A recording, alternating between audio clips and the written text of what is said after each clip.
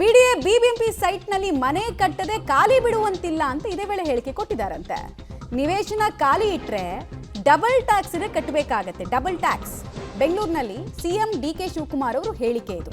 ಯಾರು ಕ್ಲೀನ್ ಮಾಡಿರಲ್ಲ, ಪೊದೆಗಿದೆ ಎಲ್ಲ ಬೆಳ್ಕೊಂಡು ಮಿನಿ ಕಾಡಾಗಿರುತ್ತಲ್ಲ ಅಂಥವ್ರಿಗೆ ಹೇಳ್ತಾ ಇರೋದು ಇದನ್ನ. ಮನೆ ಕಟ್ಟದೇ ಇದ್ರೆ ಖಾಲಿ ಸೈಟ್ಗಳನ್ನು ವಾಪಸ್ ಕೊಡಿ ಅಂತ ಬೇರೆ ಕೇಳಿದಾರಂತೆ. ನೀವು ಕಟ್ಟಲ್ಲ ಮನೆ ಅಂದರೆ ಸರ್ಕಾರಕ್ಕೆ ನೀವು ವಾಪಸ್ ಕೊಟ್ಬಿಡಿ ಅಂತ ಕೇಳ್ತಿದ್ದಾರೆ. ಖಾಲಿ ಸೈಟ್ ಮಾಡಿ ಅಂದರೆ ಅಲ್ಲೇ ಅದನ್ನು ಹಾಗೆ ಬಿಟ್ಟು ಕಸ ಸಂಗ್ರಹ ಮಾಡಿದ್ರೆ ಏನು ಕತೆ ನಿಮ್ಮದು, ಹಣ ವಾಪಸ್ ಕೊಟ್ಟು ಸೈಟ್ ವಾಪಸ್ ಪಡಿತೀವಿ ನಾವು ಅಂತ ವಿಭಿನ್ನ ಆಲೋಚನೆಯನ್ನು ಜನರ ಮುಂದೆ ಇಟ್ಟಿದ್ದಾರೆ. ಬೇರೆ ಡಿ.ಕೆ. ಶಿವಕುಮಾರ್ ಅವರ ಈ ಹೇಳಿಕೆ ಸಹಜವಾಗಿ ವಿರೋಧಕ್ಕೆ ಕಾರಣ ಆಗುತ್ತೆ. ಯಾಕಂದರೆ ಎಲ್ಲರೂ ಏನು ಮನೆ ಕಟ್ಟೋ ಉದ್ದೇಶದಿಂದ ಸೈಟ್ ತೊಗೊಂಡಿರಲ್ಲ, ಇನ್ವೆಸ್ಟ್ಮೆಂಟ್ ಪರ್ಪಸ್ ಅಂತಲೂ ತೊಗೊಂಡಿರ್ತಾರೆ. ಆಮೇಲೆ ಕೆಲವ್ರಿಗೆ ಅವ್ರವ್ರದ್ದೇ ಆದ ಹಣಕಾಸಿನ ತೊಂದರೆ ಇರುತ್ತೆ. ಎಲ್ಲರೂ ಏನು ಆಲೂಗಡ್ಡೆ ಮತ್ತು ಕಡಲೆ ಬೀಜನ ಬೆಳೆದು ರೈತರಾಗೋದು ಅಥವಾ ಕೋಟ್ಯಂತರ ರೂಪಾಯಿ ದುಡಿಯಲ್ವಲ್ಲ. BDA ಆಗಲಿ ಯಾವುದೇ ಕಾರ್ಪೊರೇಷನ್ ಸೈಟ್ ಆಗಲಿ 5 ವರ್ಷದೊಳಗೆ ಅವರು ಮನೆಯನ್ನ ಕಟ್ಕೊಳ್ಬೇಕು.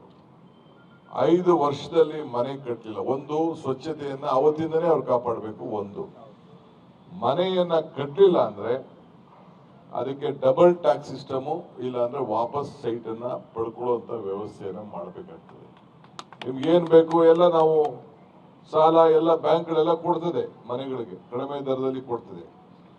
ನೀವು ಚಿಕ್ಕ ಮನೆ ಯಾರು ಕಟ್ಕೊಳ್ಳಿ, ಆಮೇಲೆ ಬೇಕಾದ್ರೆ ಹೊಡೆದಾಕ್ಬಿಟ್ಟು ದೊಡ್ಡ ಮನೆ ಕಟ್ಕೊಳ್ಳುತ್ತೆ.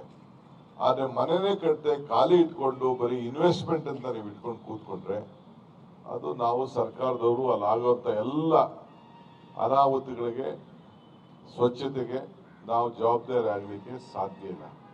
ನಿಮ್ಮ ಆಸ್ತಿ ನೀವು ರಕ್ಷಣೆ ಮಾಡ್ಕೊಳ್ಬೇಕು, ರಾಜ್ಯದ ಆಸ್ತಿ ನಾವು ಕಾಪಾಡಬೇಕು.